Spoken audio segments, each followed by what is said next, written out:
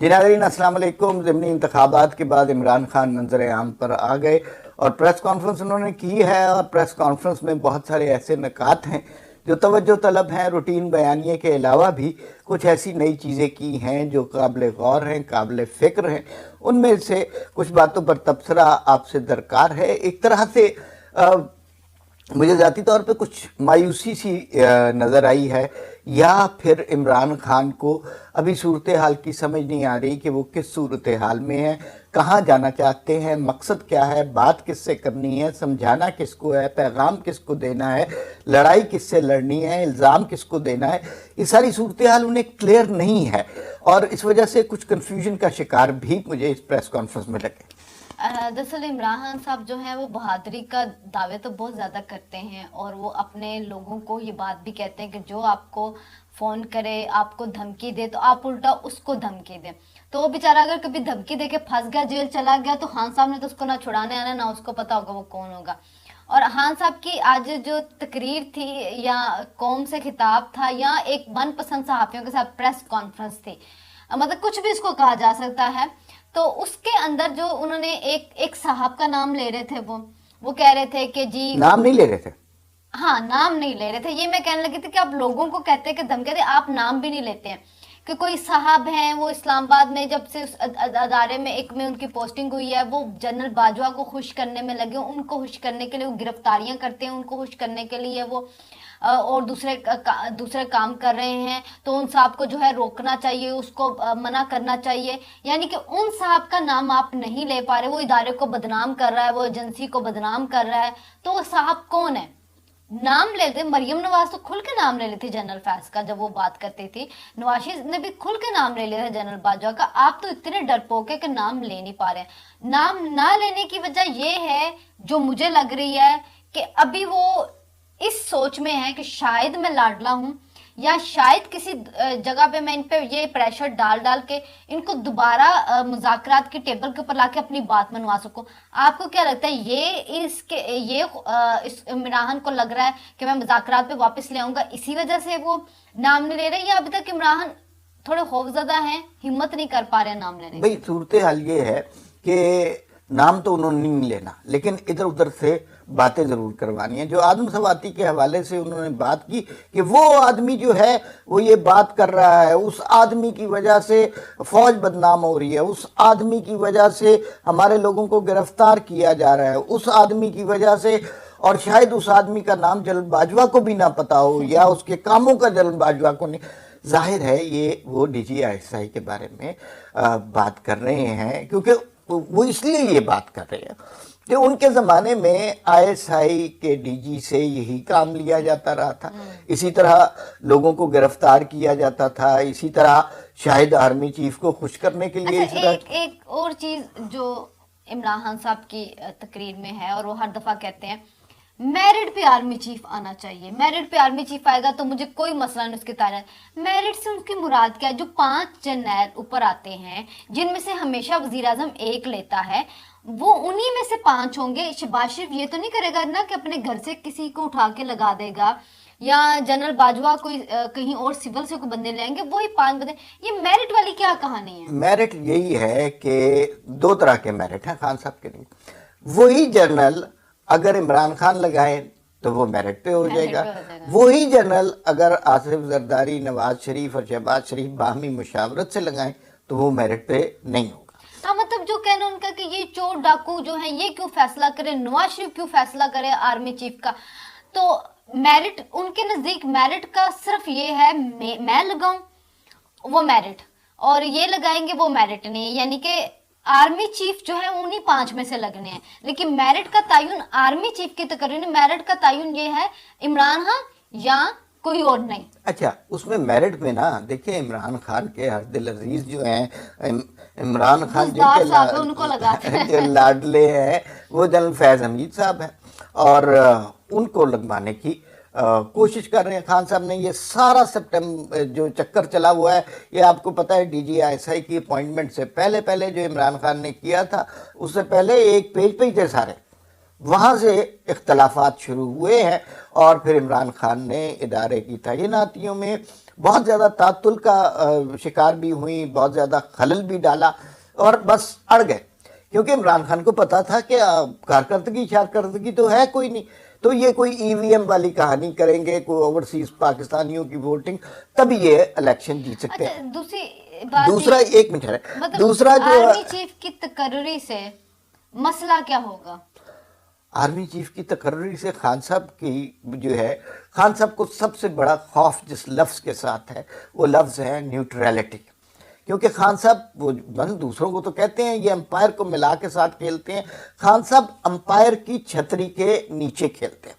Neutral اگر ہم اس کے معنی میں دیکھیں تو یہ انتہائی مناسب لفظ ہے, اچھا لفظ ہے کہ آپ باعث نہیں ہیں, آپ کسی کی سائیڈ نہیں لے رہے, ان بائسڈ آپ کی اپروچ ہے, آپ غیر جانبدار ہیں. نیوٹرل کے معنی یہ ہے. خان صاحب نے ایک منٹ ہے, خان صاحب نے نیوٹرل کے لفظ کو گالی بنا دیا ہے, اور وہ نیوٹریلٹی, لیکن وہ اس لیے اب بنایا نا, یہی خان صاحب تھے جو جنرل باجوہ کی تعریف کرتے ہوتے تھے, جو کہتے تھے کہ جنرل باجوہ سب سے نیوٹرل جو ہیں وہ جنرل آئے ہیں, مشرف کے بعد اگر کوئی جنرل آیا ہے تو وہ یہ جنرل باجوہ ہیں, اور یہ نیوٹرل ہے, فوج کو نیوٹرل رہنا چاہیے, فوج پہلی دفعہ اتنی نیوٹرل ہے. یعنی کہ اس وقت اگر وہ نیوٹرل تھی جبکہ وہ چیزیں مینج کر رہی تھی ان کے لیے, جب الیکشن مینج ہو رہے تھے وہ خود کہتے ایجنسیاں میرے لیے بندے بل کروانے کے لیے لے کے آتی تھی, اتحادیوں کا رکھا ہوتا, لیکن جب وہ ایکچوئل میں نیوٹرل ہوئے ہیں تو خان صاحب نے کہا کہ نہیں آپ تو نیوٹرل ہو ہی نہیں سکتے. اللہ آپ کو نیوٹرل ہی نہیں ہونے دے گا, اللہ آپ سے سوال کرے گا, اللہ تعالیٰ آپ سے پوچھے گا کہ عمران خان کا ساتھ کیوں نہیں دیا آپ نے. مطلب نیوٹرل کی ڈیفینیشن, میرٹ کی ڈیفینیشن خان صاحب کے مطابق اس ملک کے اندر ڈیفائن ہو رہی ہے. دیکھیے خان صاحب کا ساتھ دیں گے تو آپ اچھے ہوں گے, خان صاحب کا ساتھ نہیں دیں گے تو آپ میر جعفر, میر صادق. یہ جو لفظ نیوٹرل ہے نا, اس کے دونوں طرف سے آرگومنٹ ہے, دونوں آرگومنٹ قابل غور ہیں, قبول تو پتہ نہیں کیا ہے, لیکن خان صاحب نیوٹرل کے معنی یہ لیتے ہیں کہ آپ نیوٹرل اس لیے نہیں ہو سکتے کہ آپ نے نیپیاں میری چینج کی تھی, مجھے بچوں کی طرح لاڈ پیار سے میڈیا کو سب کچھ کر کے مجھے لایا گیا تھا, اور اب آپ وہ نہیں کر رہے, لہٰذا آپ گندے بچے ہیں. اور دوسری سائیڈ کی اینگل بھی سن لیں, وہ خوشیاں منا رہے ہیں کہ نیوٹرل ہو گئے, اچھی بات ہے, لیکن اس کے اندر بھی ایک قباحت ہے, اس پہ سوچنا چاہیے کہ کیا نیوٹریلٹی اس کو کہتے ہیں کہ 4 سال کے بعد تک آپ نے ایک مانسٹر کریٹ کیا. عمران خان ایک سیٹ والا لیڈر تھا, اس کو کہاں پہنچا دیا, وزیر اعظم لگوا دیا, سب کچھ اس کے لیے کیا, اور وہ جب اتنا بڑا ہو گیا, ساری ریاست کے لیے, حکومت کے لیے, صوبوں کے لیے خطرناک ہو گیا, تو آپ نیوٹرل ہو گئے.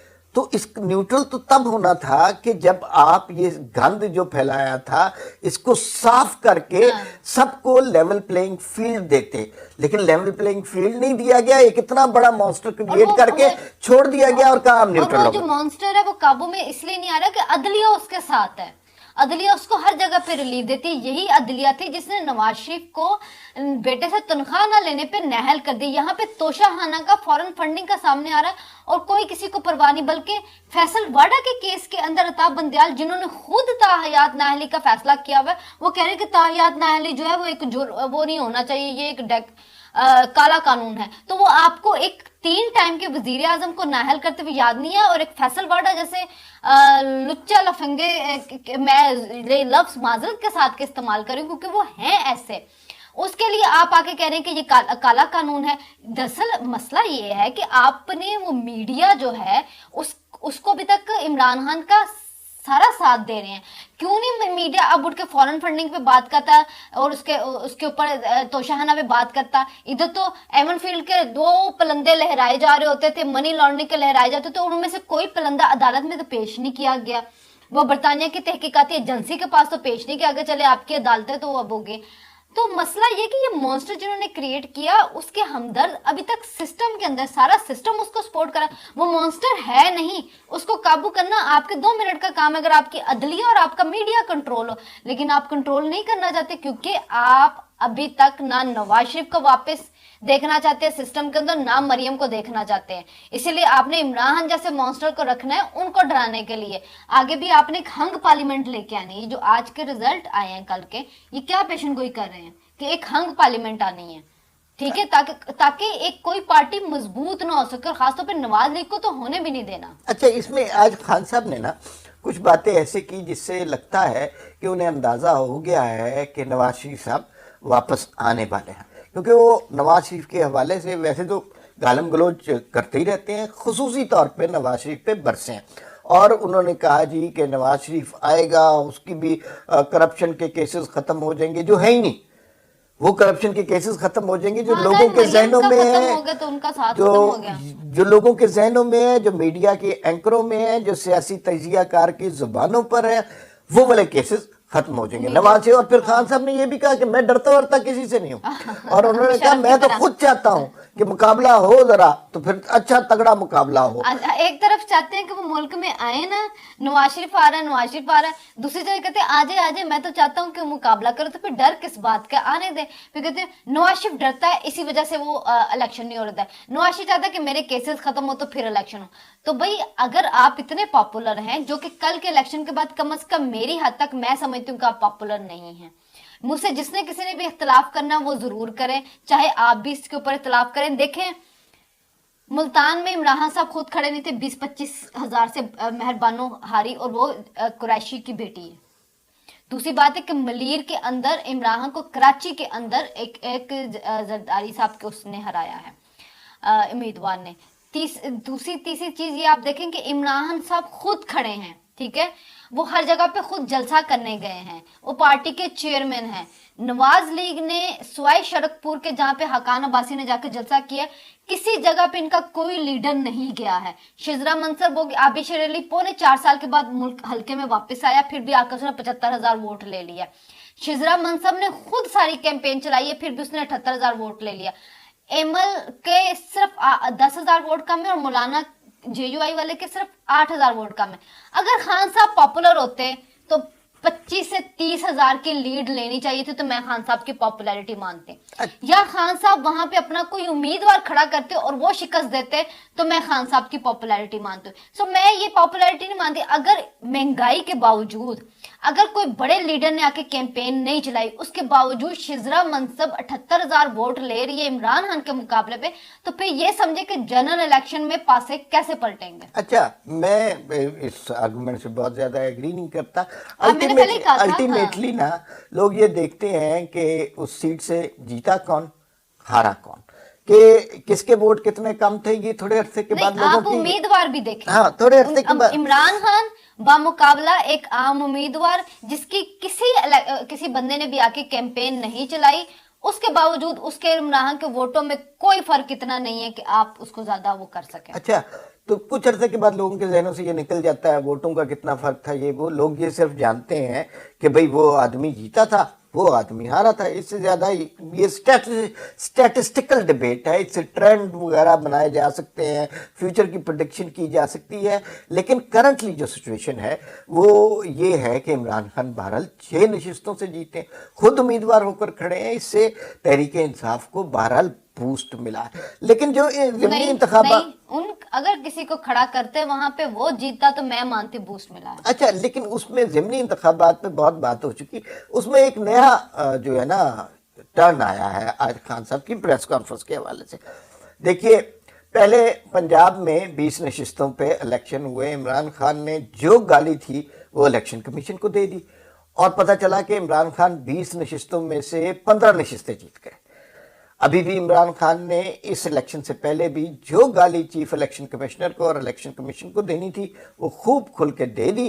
اس کے بعد پتہ چلا کہ 8 میں سے 6 نشستیں جیت گئے۔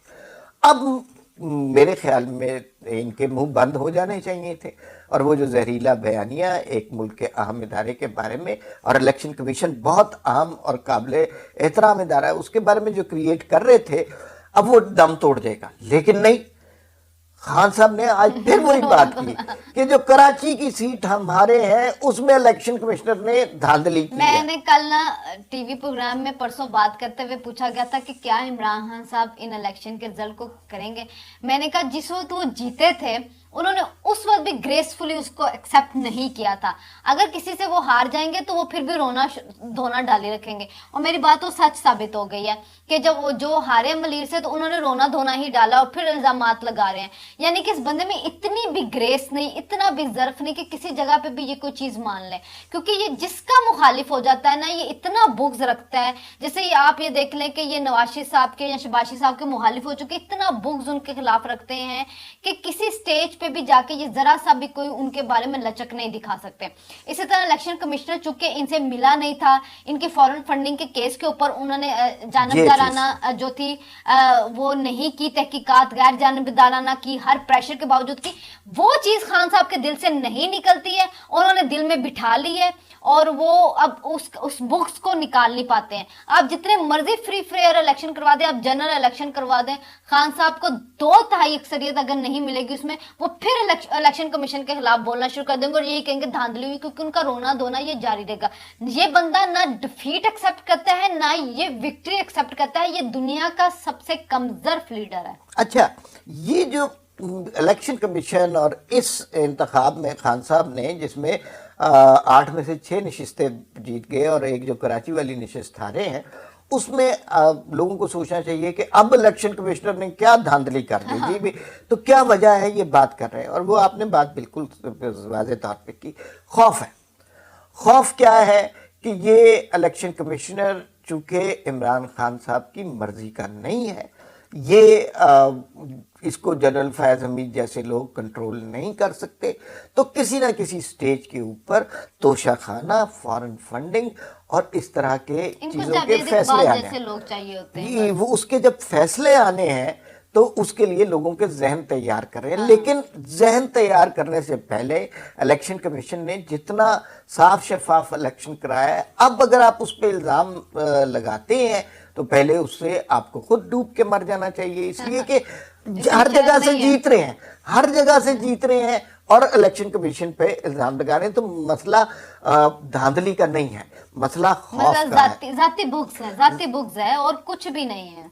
अच्छा, अब खान साहब ने लॉन्ग मार्च के हवाले से जी, अच्छा जी, लॉन्ग मार्च की तारीख नहीं आई और लोग बड़ा एक्सपेक्ट कर रहे थे कि खान साहब ये नशिस्तें जीत जाएंगे तो लॉन्ग मार्च होगा और पता नहीं 50 करोड़ लोग। उसमें ना खान साहब जो हैं वो एक कुछ वो जो है ना बिटवीन द लाइन बातें करें, मुज़ाकरात हो रहे हैं, मुज़ाकरात में कोई क्लैरिटी, इसका मतलब है कि खान साहब अभी तक किसी मुज़ाकरात में पड़े हुए हैं।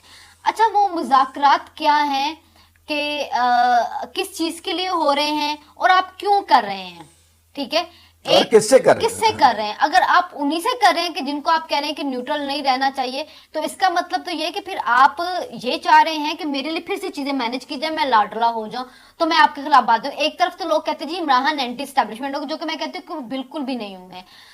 वो सिर्फ अपने मुफादात को देखते हैं, जहां से उनके मुफादात उनको मिलने शुरू हो जाएंगे वहां से वो उनके साथ बिल्कुल ठीक हो जाएंगे।